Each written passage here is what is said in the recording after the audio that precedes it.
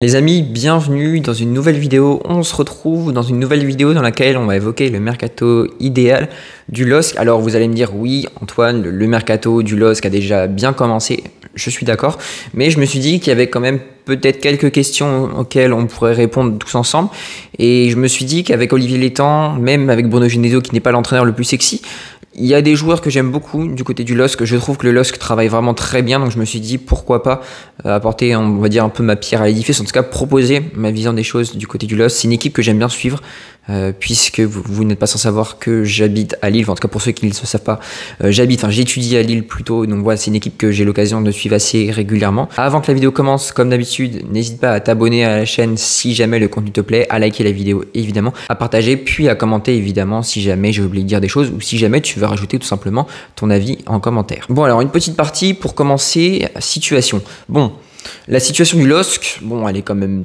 très bonne, hein. Le LOSC n'est plus endetté, en tout cas a remboursé totalement sa dette avec l'épineux passage de Gérard Lopez, qui a été vraiment catastrophique pour le club, qui est vraiment pas passé loin, on va dire, j'ai envie de dire même du dépôt de bilan, hein, bon, n'ayons pas peur des mots.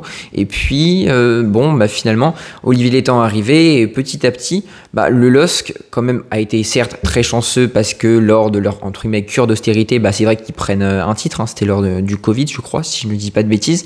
Et puis ensuite bah la suite on la connaît, hein, c'est une équipe qui a assez régulièrement tutoyer les sommets, je pense notamment aux épopées de Champions League l'an dernier, mais qui finit généralement dans le top 5 si ce n'est un peu plus haut. Bon, ils ont un peu plus de mal à finir sur le podium, mais voilà, en tout cas je trouve que c'est une super belle équipe à avoir joué, très humble, et ouais, je trouve que les supporters sont également très cool, donc voilà, gros point positif là-dessus. Et ce que je vous propose maintenant, c'est de faire une rapide revue d'effectifs. Bon, alors on a d'abord, on va dire, les cadres de l'équipe. Je pense notamment à Lucas Chevalier qui est pisté par le Paris Saint-Germain, par Aston Villa, par Newcastle, je crois, pour potentiellement suppléer Nick Pope, enfin en tout cas pour remplacer Nick Pope. Bafodé Diakité qui est également ici pour l'instant en tout cas, qui est ciblé du côté de Sunderland et de Bournemouth. Bournemouth pour remplacer sûrement Zabarni ou Eugène, ça dépendra de quel côté il jouera de la défense. Il est ciblé donc également par Sunderland qui recrute, on va dire, pas mal de Français. Je crois ils étaient sur Lorient ou quelque chose comme ça. Bref, il y a vraiment beaucoup de Français qui sont ciblés. Je crois notamment Diarra qui est arrivé là-bas. Il faut un mercato vraiment très intéressant, donc ça pourrait faire l'objet d'ailleurs d'une vidéo prochainement. Alexandro que je mets quand même maintenant dans les cadres parce que franchement c'est l'une des belles révélations à acheter au Portugal. Je crois il y a quelques temps de cela, je crois il y a 1 ou 2 ans si je ne dis pas de bêtises. Donc voilà, qui fait quand même partie des cadres. Est-ce que je mets Thiago Santos, sachant qu'il a été blessé? Peut-être pas. S'il n'avait pas été blessé, est-ce qu'il sera encore au LOSC? Je ne sais pas. On sait qu'il avait été ciblé par l'AC Milan notamment. En tout cas, voilà, très très bonne trouvaille côté Lille Olympique Sporting Club, qui était du côté d'Estoril au Portugal. Moi, c'est vrai que je l'avais vu et en tant que supporter lyonnais, je le voulais pour l'Olympique lyonnais. Bah, finalement, Lille a sauté dessus et encore une très belle piste et un très bon coup finalement réalisé par le LOSC. Muko, alors je le mets entre deux, je sais pas si on peut dire vraiment que c'est un taulier, tout comme Ben Taleb avec le retour de blessure, on sait pas comment il va revenir. Alors dans le vestiaire, évidemment, il fait nul doute que c'est un taulier, tout comme d'ailleurs Benjamin André, qui a été ciblé par le Paris FC. Il a un accord avec le Paris FC, voilà. Il a refusé des offres de prolongation, ça semble assez compliqué, raison pour laquelle je pense qu'on va devoir le vendre, je pense, à mon avis. Tu as évidemment Haraldsson, bon il a mis un peu de temps à s'imposer depuis son arrivée de Copenhague, mais c'est un joueur en qui j'ai toujours cru. C'est un joueur très très élégant, balle au pied, voilà, déjà 18 millions d'euros sur Transfermarkt, 22 ans, islandais, voilà, typiquement le genre de joueur que j'aime, pas embêté avec le ballon, balle au pied, donc ça c'est cool. Et puis, ouais, je vais quand même le mettre avec les cadres. Bah, tu as évidemment Mathias Fernandez Pardo, qui est vraiment un joueur pour moi exceptionnel, qui a un énorme potentiel. Et Zegrova, alors Zegrova, ouais, que dire? Pour moi, c'est son caractère, en tout cas son comportement, pour moi, lui fait vraiment beaucoup défaut. C'est quelqu'un qui se voit, enfin, en tout cas à mon humble avis, hein, n'hésitez pas à me dire si vous êtes d'accord avec moi, supporter du LOSC, mais qui se voit plus beau que ce qu'il est réellement, qui a quelquefois craché sur le LOSC. Il a pu jouer depuis le 14 décembre, je crois, de mémoire, depuis un match face à l'Olympique de Marseille, si je ne dis pas de bêtises. Et puis, donc, du coup, en arrivée, on pourra peut-être mettre Olivier Giroud, mais ça, c'est une autre histoire. Évidemment, tu as les joueurs à fort potentiel. Je pense à Ngalayael Mukau, Muko, je sais pas comment on dit, Mukao, Muko, bref. Tu as évidemment Ayoub Boadi qui est tout simplement exceptionnel, voilà. Moi je trouve il est tellement précoce, il sera titulaire, indiscutable en tout cas, il sera titulaire dans mon 11 que je vous montrerai tout à l'heure. Tu as Marius Brouholm, alors pour ceux qui ne le connaissent pas, je vous en ai fait une petite vidéo, c'était un de mes chouchous clairement du côté de l'élite syrienne, donc du championnat norvégien, 20 ans, 7 millions d'euros, très très élégant, qui peut être meilleur à mon avis que Zegrova si on lui laisse du temps. Donc Fernandez Pardo, je l'ai considéré comme ouais, allez, on va dire un cadre. Vraiment, on peut le mettre tantôt dans les deux catégories. Mais voilà, c'est vrai que tu as quand même pas mal de bons joueurs. Et puis tu as évidemment Osame Sahraoui, bon, qui met un peu de temps à s'adapter, mais je pense qu'on pourrait être un peu sur un profil, une trajectoire finalement à la Con Haraldsson. Donc voilà, je pense qu'il y a vraiment pas mal de pépites. Le LOSC travaille très bien. On sait qu'il se tourne vachement vers les championnats nordiques. Et ça, pour moi, c'est vraiment une très bonne chose. En ce qui concerne les transferts, donc alors on va commencer avec les départs. Gabriel Gudmundsson, donc, qui est la plus grosse vente à l'instant T, 11,6 millions d'euros. C'est très très bien vendu parce qu'il était à 1 an de la fin de son contrat. Illich, alors ça c'est vrai que je ne connaissais pas plus que ça, comme c'est vrai qu'il n'a pas beaucoup joué avec le LOSC, 5 millions à l'Union Berlin. Bah, honnêtement, c'est vraiment bien vendu. Virginius, voilà, est-ce qu'il avait vraiment le niveau pour le LOSC? Je suis pas sûr. 2,5 millions d'euros, voilà, c'est vrai qu'il avait été prêté, donc là il est définitivement acheté par les Young Boys. Et puis Cabella, donc qui s'en va libre donc du côté de l'Olympiakos.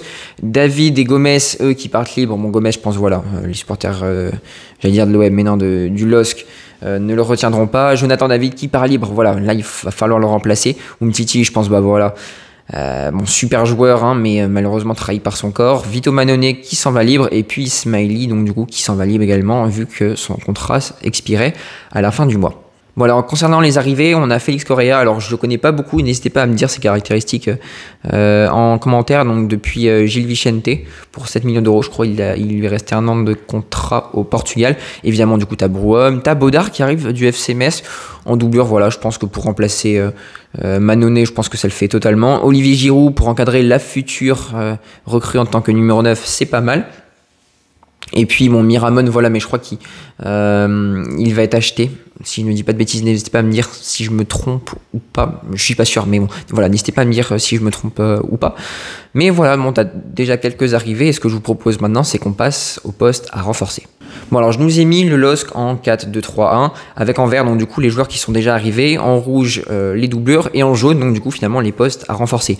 Donc on commence au poste de gardien de but avec Lucas Chevalier. Bon, j'ai pas mis Baudard par souci de place, mais voilà, il y a bien Baudard, attention, qui est arrivé, donc qui serait en vert. Santos Meunier, pour moi ça bouge pas du tout, c'est très bien. Meunier en tant que doublure pour encadrer Santos, c'est très bien, mais est-ce que Santos a besoin d'être encadré? J'en suis pas si sûr, honnêtement. À voir comment il va revenir de blessure, mais pour moi, voilà, c'est un très très bon joueur. Diakité Mandy, j'essaye de garder Diakité. Bon, voilà, dans un monde idéal, évidemment, je le garde. Alexandro avec une doublure, voilà. Pour moi, il y a quand même besoin d'une doublure ici. Donc Burlet en doublure de la future recrue. Là, vraiment, c'est hyper important d'avoir une recrue ici. Burlet, je vous avoue, je ne connais pas beaucoup. Donc n'hésitez pas à me dire également, supporter du LOSC, ce que vous en pensez, son potentiel, son profil. Parce que voilà, j'ai eu du mal à me trouver des infos sur X notamment. Double pivot, bon, assez jeune. Mais pour moi, voilà, il n'y a pas besoin de remplacer Benjamin André en tout cas. Voilà, bon, bah, Boadi Muko, doublé de Bentaleb Gomez ici, donc André Gomez évidemment, Ragoubé, je sais pas comment on dit, moi je dirais plutôt Ragoubert, qui sort d'un super prêt du côté de Dunkerque. Haraldsson en 10 avec donc du coup une doublure que j'irai recruter. Brouholm en doublure de la future recrue, donc du futur titulaire au poste d'ailier droit. Évidemment Mathias Fernandez Pardo avec Correa, Sahraoui. Bon, Correa, je comprends pas trop pourquoi il arrive, sachant que tu vas chercher Brouholm du côté de l'aile droite. Tu as Sahraoui en doublure du côté de l'aile gauche. Voilà, est-ce que Sahraoui peut jouer 10? Je crois, mais pour moi c'est pas son meilleur poste quand je l'avais vu à Erenvin ou Erenven, bref, comme vous voulez. Moi je le préférais clairement côté gauche et je l'avais quasiment jamais vu jouer en 10, je crois. Olivier Giroud en doublure, voilà, je pense que avoir le salaire qu'il a, mais je pense que c'est totalement une très très bonne recrue. Et puis évidemment un avant-centre en guise de titulaire. Bon, alors au poste de latéral gauche, 3 pistes avec le premier. Alors je le suis depuis quelques temps du côté de la Z Alkmaar, c'est David Müller-Wolfe.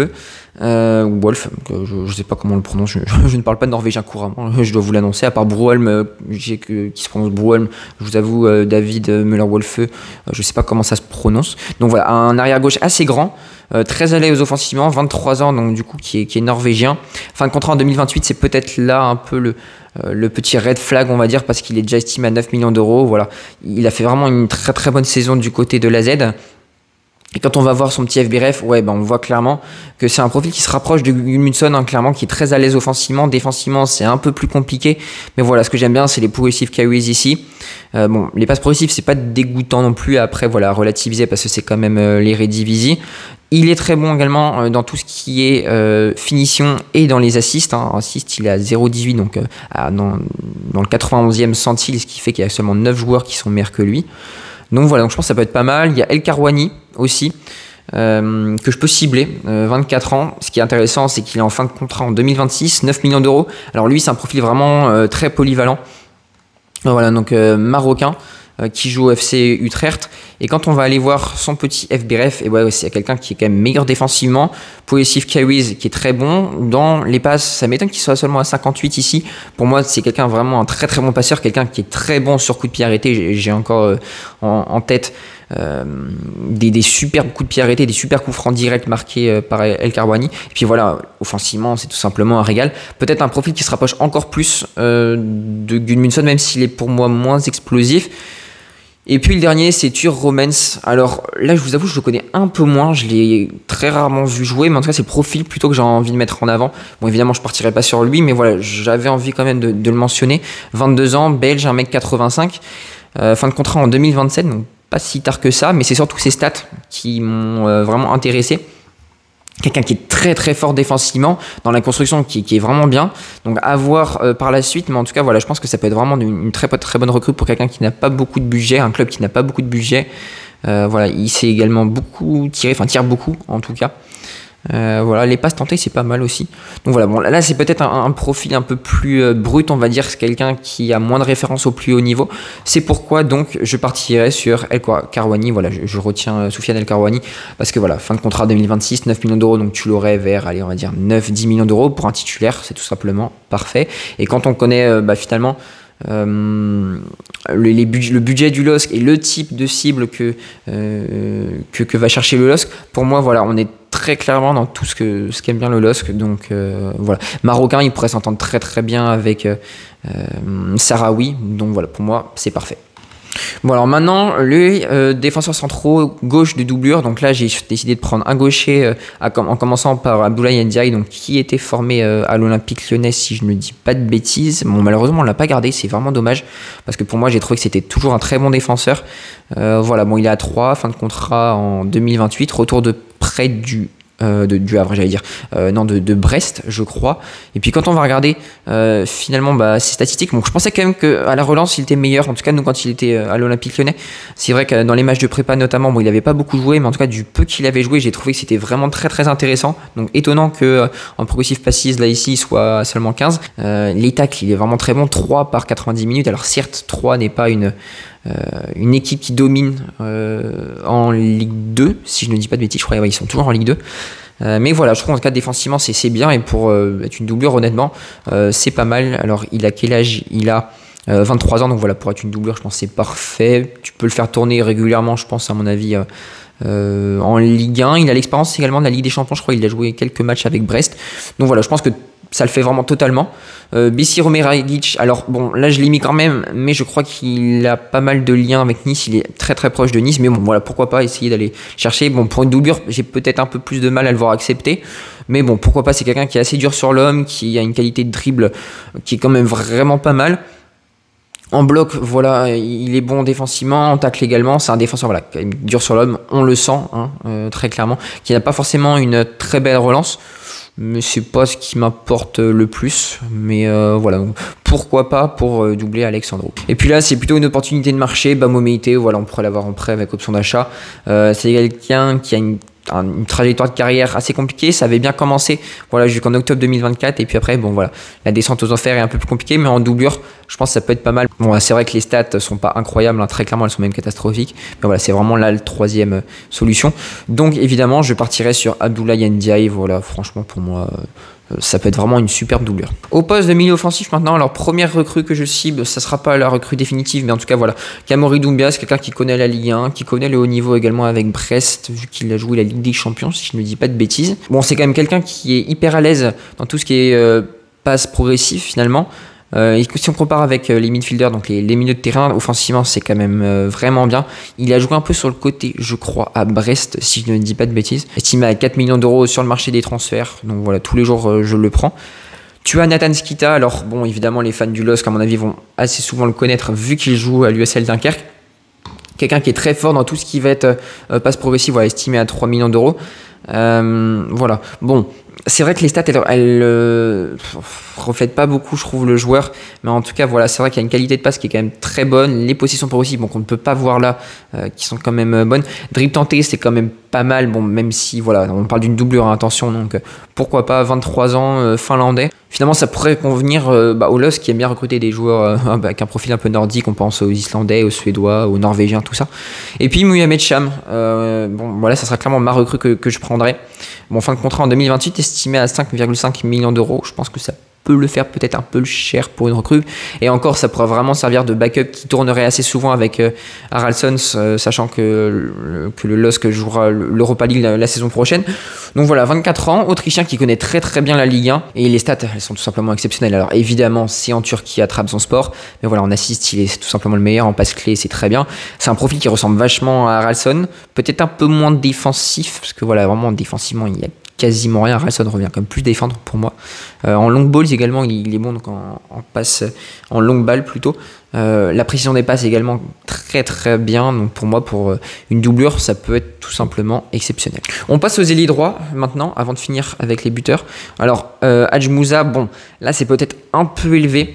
Mais voilà, profil qui ressemble vachement à Zegrova, donc je pense que voilà, pour la continuité avec Genesio, ça peut être pas mal, qui a l'expérience du plus haut niveau avec la Ligue des Champions. Voilà, bon, bah évidemment, les progressive carries ici qui sont très bonnes. La finition qui est également très bonne, pardon. Voilà, donc en but attendu, il est à 0,15. En but réel, il est à 0,37. C'est vraiment très très bien. Donc ça c'est bien. En bloc également pour défendre, il est pas mal. Les prises de balles, c'est également bien. Les positions progressives, donc comme on le disait, c'est bien. Les touches dans la surface, enfin, en tout cas, dans la zone offensive, c'est vraiment pas mal. Et les passes reçues, voilà, il prend la profondeur également, donc c'est pas mal. Le deuxième joueur, c'est Andreas Skölvelsson. Alors là, ça serait plutôt un prêt avec option d'achat, vu que c'est assez compliqué du côté du VfL Wolfsburg. Mais voilà, je pense que ça a été un joueur qui était très très bon du côté de Bruges, qui est peut-être resté un peu trop longtemps à mon humble avis. Mais voilà, quand on regarde ses stats du côté de la Belgique, quand il était donc du coup en Belgique, bah, c'était tout simplement exceptionnel. Mais voilà, c'est vrai que quand tu prends finalement les stats plus récentes, bah, tu sens que c'est plus compliqué. Bon, forcément, le championnat allemand est beaucoup plus compliqué que le championnat belge, même si le championnat allemand reste très ouvert. Donc voilà, pourquoi pas essayer de le relancer, ça peut être un peu risqué. Et puis le troisième joueur, peut-être le plus réaliste, finalement celui que je prendrais, c'est Jan Stoikers de Genk. Alors ça risque peut-être de faire un peu comme Skölvelsson, peut-être un petit temps d'adaptation. Mais voilà, 1m79, fin de contrat en 2028, c'est faisable. 11 millions d'euros sur le marché des transferts. Bon, c'est vrai que la finition, elle n'est pas là, mais c'est pas pour la finition clairement que je le prends, c'est pour les assists. Voilà, en expected assist goal, il est à 98. En assist, bon, il est un peu moins fort, donc il est un peu en manque de finition finalement, où il finit moins bien les actions qu'il devrait en tout cas. Les passes progressives, c'est bien, c'est vraiment quelque chose qui est très très important. La qualité de centre également qui est très très bonne, il a un pied gauche choyeux. Donc ouais, je prendrai Jan Stoikers du côté des ailiers droits. Et puis enfin, alors 2 recrues seulement parce que bon, la troisième c'était Troy Pivot de la Z Alkmaar, le même club que David Müller-Wolfe. Mais je me suis dit voilà, c'était peut-être un peu trop cher. La Z en demandait 25-30 millions. Alors c'est vrai, vous allez me dire que sur Jonathan David, le LOSC a mis 27 millions d'euros, je crois, il y a quelques années. Mais j'ai du mal à voir le LOSC remettre cette somme-là sur le marché des transferts. Donc j'ai ciblé Mathis Ablin en début de mercato. Bon, du coup, j'ai ciblé Mathis Ablin. Voilà, bon, bah, est-ce qu'il est encore à présenter? Je ne pense pas. 18 millions d'euros, du coup, sur le marché des transferts. C'est vrai que, bon, quand je regarde VS les forwards, VS les buteurs, Je suis vachement déçu, je pensais qu'il était quand même bien plus dans le vert ici. Les progressive carries, c'est beaucoup mieux, il est à 89, donc 3 quasiment par 90 minutes, ce qui est vraiment bien pour un avant-centre. Les prises de balles, évidemment, ces prises de balles sont très bonnes. Il revient défendre quand même, mais voilà, c'est vrai quand on compare pareil aux ailiers, bon, défensivement, il défend plus. Mais voilà, c'est vrai que ces dates sont assez particulières. Et puis le deuxième, c'est Lucas Tassin, pardon. J'ai tellement l'habitude de dire Lucas avec les Brésiliens que voilà. Mais bon, Lucas Tassin, 18 millions d'euros, voilà. Bon, là, c'est à peu près le même profil. Hein. C'est un joueur qui finalement a des stats très très bonnes, qui ressortent beaucoup plus pour le coup. Même si pour moi, Mathis Ablin, voilà, est quand même meilleure, raison pour laquelle je prendrais Mathis Ablin. Mais en tout cas, voilà, en finissant, c'est quand même bien. Dans les passes, tout ça, dans la construction du jeu, c'est pas mal. Et puis défend quand même un petit peu, même si voilà, c'est pas son rôle numéro 1. Donc ce que je vous propose maintenant, c'est de passer au bilan avec l'effectif, donc du coup, que je vais vous montrer. Bon alors finalement, tu obtiens ce 11-là, concernant le LOSC version 2025-2026, avec donc du coup El Karouani, évidemment recrue que j'aime énormément, NDI du coup qui viendrait derrière Alexandro, Cham derrière Haralson, pour moi voilà, c'est parfait. Tu as vraiment une attaque bien meilleure que l'an dernier pour moi. Même au poste d'avant-centre, c'est meilleur. Au poste d'ailier gauche, voilà, c'est vraiment fourni maintenant avec Correa, Sarawi, Cham qui joue en numéro 10, qui peut jouer, je crois, sur les côtés, si je ne dis pas de bêtises. Voilà, en tout cas, il a une map assez importante. En tout cas, il connaît la Ligue 1, en tout cas, c'est vraiment cool.